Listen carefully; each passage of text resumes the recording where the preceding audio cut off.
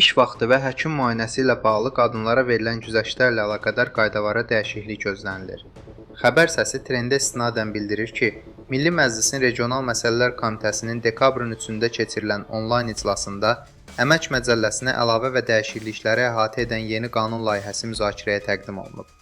Hazırki qanunvericiliyə əsasən hamilə qadınlara, 14 yaşdan aşağı övladı olanlara, əlilliyi olan uşağa qulluq edənlərə və tibbi rəy əsasında xəstə ailə üzvü ilə maraqlanan qadınlara natamam iş günü və ya natamam iş həftəsi tətbiq edilə bilər.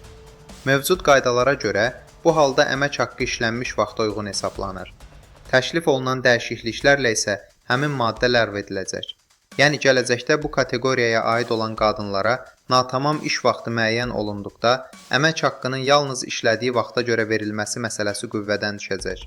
Bundan əlavə, hazırda qüvvədə olan qanuna görə hamilə qadınlar və 3 yaşınadək uşağı olan analar həm özləri, həm də övladları üçün tibb müəssisələrində keçirilən dispanser və ambulator müayinələr zamanı orta əmək haqqını tam şəkildə saxlayırlar.